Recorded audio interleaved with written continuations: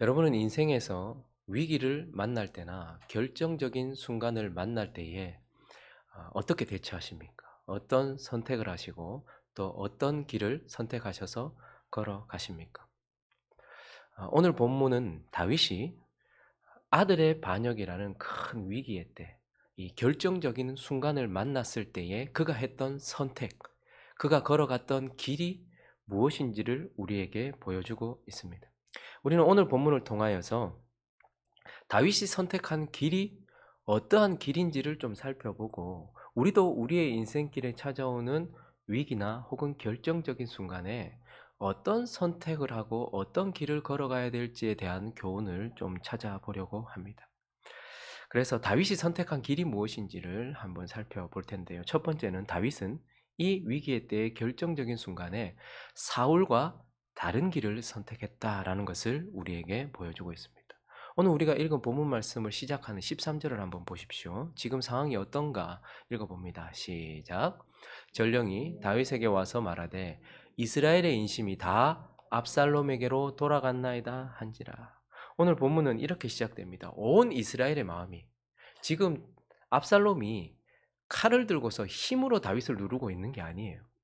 이스라엘 온 백성의 마음이 압살롬에게 향하고 있었고 다윗에게 등을 돌렸다라고 오늘 본문은 시작하고 있습니다.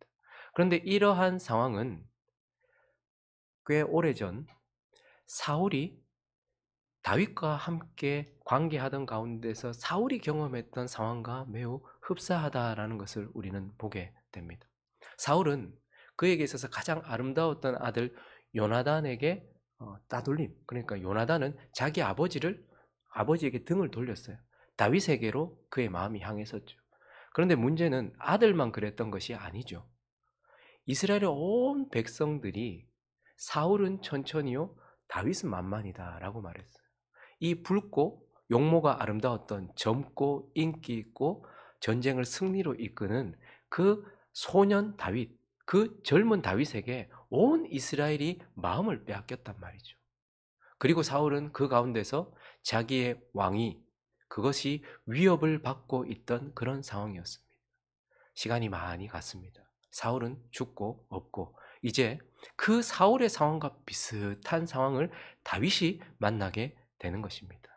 그에게 있어서 정수리부터 발끝까지 온 이스라엘에서 흠이 없는 가장 아름다운 아들이 아버지에게 등을 돌렸습니다.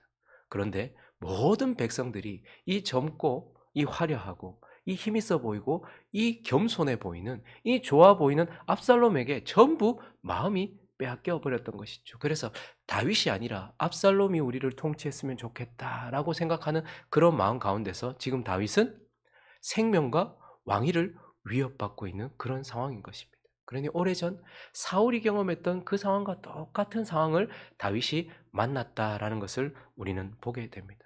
그런데 그 상황 속에서 사울은 어떤 선택을 했습니까? 사울은 아들 같은 사위인 다윗을 죽이기로 선택했었습니다. 그리고요, 다윗을 따르는 모든 하나님의 백성들을 죽이기로 선택을 했었고, 결국 그는 하나님을 떠나서 자기 스스로 자기를 추구하고 자기를 지키기로 선택하면서 그 길을 걸어갔던 것이 바로 사울의 길이었습니다. 그러나 오늘 본문을 보십시오. 다윗은 14절을 읽어볼까요? 있습니다. 시작. 다윗이 예루살렘에 함께 있는 그의 모든 신하들에게 이르되 일어나 도망하자. 그렇지 아니하면 우리 중 한 사람도 압살롬에게서 피하지 못하리라. 빨리 가자. 두렵건대 그가 우리를 급히 따라와 우리를 해하고 칼날로 성읍을 칠까 하노라. 상반절로 다시 가보시면 일어나서 어떻게 하자고요? 도망하자. 여기서 도망하자는 것은 떠나자라는 것입니다. 이 자리를 떠나자라고 말하고 있는 것입니다. 그래서 다윗은 자신의 아들을 죽이지 않기로 선택을 합니다. 그리고 14절 하반절에 보니까 그가 급히 따라와서 지금 다윗이 걱정하고 있는 것은 자기의 생명이 아니에요. 사실은 지금 전쟁이 예루살렘에서 터지면, 전면전이 터지면 누가 해함을 받습니까? 하나님의 백성들이 지금 죽게 돼 있어요. 그래서 우리를 해하고 칼날로 뭐를 칠까? 성읍을 칠까? 그래서 나를 따르는 백성이든 압살롬을 따르는 백성이든 다 하나님의 백성인데 지금 여기서 전쟁이 나면 하나님의 백성들이 죽는다는 거예요. 그래서 지금 다윗은 떠나기로 결정을 했고 사울은 거기에 남기로 결정을 했지만 다윗은 떠나기로 결정하면서 압살롬 그 반역한 아들을 죽이지 않기로 결정을 했고 그 반역한 백성들을 죽이지 않기로 선택을 하면서 결국 23절에 보니까 그가 어디로 갑니까? 온 땅 사람이 큰 소리로 울면서 모든 백성이 앞서 건너가며 왕도 기드론 시내를 건너가니 셋째 줄에 있습니다. 시작. 건너간 모든 백성이 광야길로 향하니라. 광야는 다윗에게 있어서는 남다른 의미가 있는 곳 아니겠습니까? 기름 부음을 받고 난 이후에 그가 광야로 내몰렸습니다. 그래서 광야에서 굴에서 살았어요. 그리고 나서 이제 드디어 왕이 됐는데 그가 그 자리를 떠나기로 결정함으로써 그가 들어가게 된 곳이 또다시 그 사울의 칼을 피하여서 도망다니던 10여 년의 기간 동안의 그 도망자 생활, 또다시 이번에는 아들의 칼을 피해서 광야로 들어가기로 결정했다. 이것은 그가 사울의 때에도 마찬가지이지만 하나님께서 일하시기를 바라면서 하나님께 모든 것을 맡기기로 결정했다라는 것을 우리는 보게 되는 것입니다. 그래서 이 위기의 때 결정적인 순간에 그 옛날 사울은 자신을 추구하기로 결정을 했지만 결국 다윗은 사울과 다른 길, 하나님께 맡기는 길을 가기로 결정을 했다라는 것을 우리는 보게 되는 것입니다.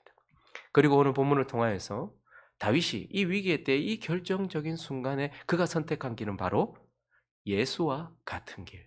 사울과는 다른 길이지만 그가 선택한 길은 예수와 같은 길을 선택했다라는 것을 보게 됩니다. 자, 23절을 우리 다시 한번 읽어볼까요? 오늘 마지막 절, 15장의 마지막 절을 다시 읽습니다. 시작. 온 땅 사람이 큰 소리로 울며 모든 백성이 앞서 건너가매 왕도 기드론 시내를 건너갔다. 그는 사울과 다른 길을 선택했어요. 그래서 그가 선택한 길은 기드론 시내를 건너가는 그 길을 선택했다라고 말씀하고 있습니다. 성경에서 기드론 시내를 건너간 사람은 다윗입니다. 그런데 또 성경에서 기드론 시내를 건너간 또 다른 한 인물이 있습니다. 누굴까요? 요한복음 18장 1절을 같이 읽어보겠습니다. 시작. 예수께서 이 말씀을 하시고 제자들과 함께 기드론 시내 건너편으로 나가시니 그곳에 동산이 있는데 제자들과 함께 들어가시니라. 성경에는 구약 시대에 기드론 시내를 건넜던 하나님의 백성들의 왕 다윗이 있었고 신약 시대에 그 길을 또 건너가셨던 분이 있는데 그분은 바로 우리 주 예수 그리스도다라고 말씀하십니다. 그분이 기드론 시내를 건넜던 그 시점은 그가 제자들과 마지막 최후의 식사를 만찬을 하시고 난 이후에 드디어 기드론 시내를 건넜습니다. 그런데 예수께서 기드론 시내를 건너셨던 이유가 무엇입니까? 그분이 하셨던 식사가 마지막이 되었고 그리고 그분이 기드론 시내를 건너야만 했던 이유는 무엇입니까? 그것은 바로 자신들에게 생명을 주신 아버지를 반역한 아들의 죄악 때문이었습니다. 자신에게 생명을 주신 하나님 아버지를 반역한 아들의 죄악 때문에 그는 기드론 시내를 건너야 했습니다. 하나님이 세우신 왕, 하나님 나라의 왕, 그 왕을 반역한 백성들의 죄악 때문에 그는 기드론 시내를 건너야 했습니다. 결국은 아버지를 반역한 아들의 죄악과 하나님 나라의 왕을 반역한 백성들의 죄악 때문에 그들을 살리기 위하여 기드론 시내를 건너고 겟세마네를 지나 갈보리 언덕으로 오르셔서 결국 우리를 살리기 위하여 범죄한 아들, 범죄한 하나님의 백성들에게 생명을 주시기 위하여 그 왕이 기드론 시내를 건넜던 것입니다. 그런데 오늘 다윗이 또한 마찬가지로 기드론 시내를 건넜다라고 말씀하고 있습니다. 여러분, 다윗이 압살롬보다 힘이 없어서 이 자리를 떠났거나 광야길로 나가기 위하여 기드론 시내를 간 것이 아닙니다. 다윗은 전장에서 뼈가 굵은 사람입니다. 아직 전쟁의 경험도 제대로 없는 이 젊은 압살롬은, 그리고 압살롬을 따르는 자들은 다윗에게는 아무런 영향을 미치지 못할 만큼 약해요. 그런데 다윗이 그 자리를 떠나 기드론 시내를 건넜던 것은 반역한 아들을 살리기 위해서 떠나는 것입니다.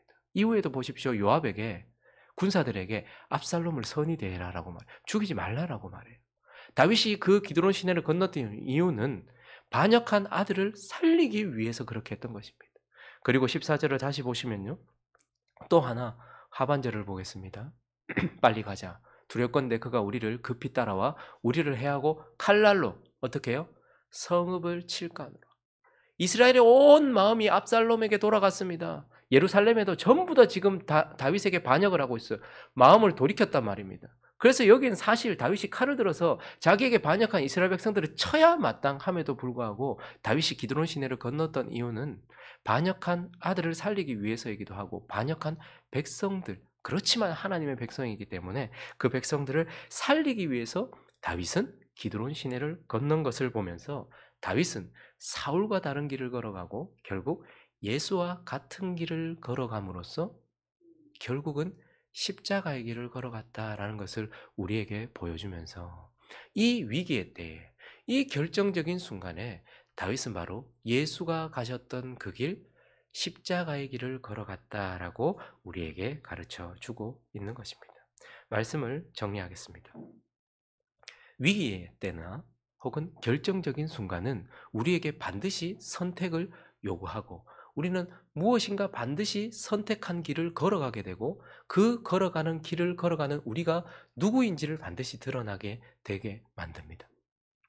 다윗은 결국 이 위기의 때에 이 결정적인 순간에 사울과 다른 길을 걸어가는 하나님을 떠난 사울과 다른 길, 자기를 추구하는 사울과 다른 길을 걸어가는 사람이 되었고 결국은 하나님의 아들 예수 그리스도께서 걸어가셨던 십자가의 길을 걸어갔던 자가 되었다라는 것을 보게 됩니다.